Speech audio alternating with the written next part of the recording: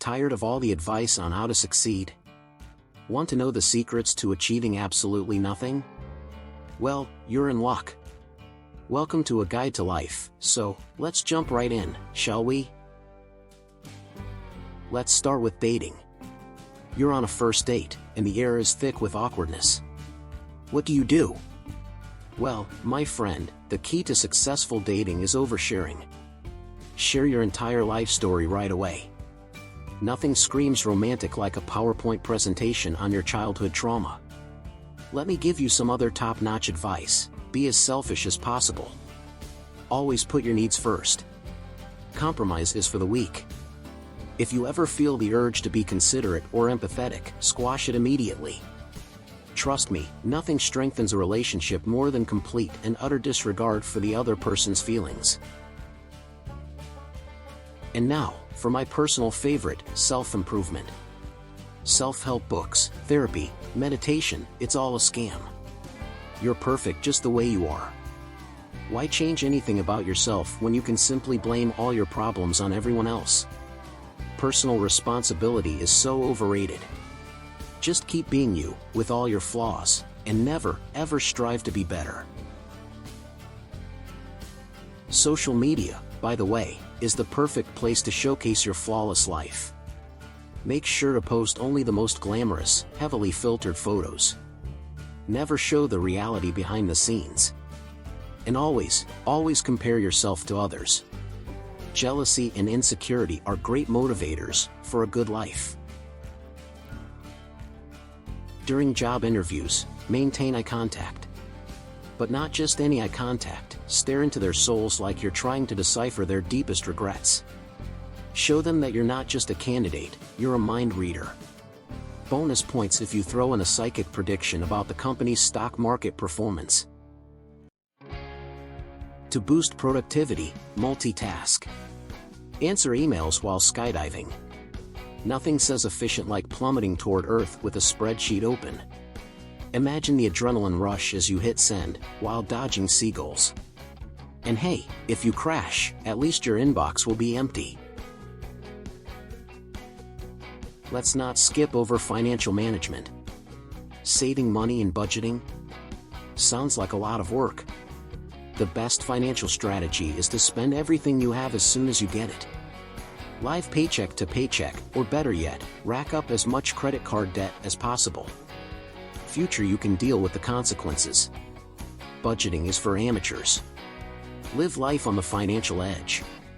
Buy that expensive coffee, your retirement fund can wait. Remember, you only live once, unless you're a cat with 9 lives. Splurge on that designer handbag, it's an investment in your self-esteem. Invest in cryptocurrency. Because nothing says stability like a digital coin named after a dog. Picture yourself at a high society party, sipping champagne, and casually dropping, "Oh, I'm heavily invested in Dogecoin." The crowd will gasp, and you'll be the talk of the town. Let's not forget hobbies and passions. Why waste time developing skills or exploring interests when you can binge-watch TV shows all day? Hobbies require effort, and we're all about minimal effort here. If you do find yourself accidentally getting good at something, make sure to quit immediately to avoid any sense of accomplishment. Now, let's talk about goals. You know, those pesky things everyone keeps nagging you about? Set goals, they say.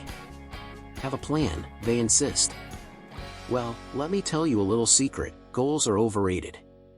Why strive for something when you can just drift aimlessly through life? The real key to happiness is to wake up every day with zero purpose and absolutely no idea what you're going to do. Next, let's tackle the whole work ethic myth. People are always droning on about hard work, dedication, and perseverance.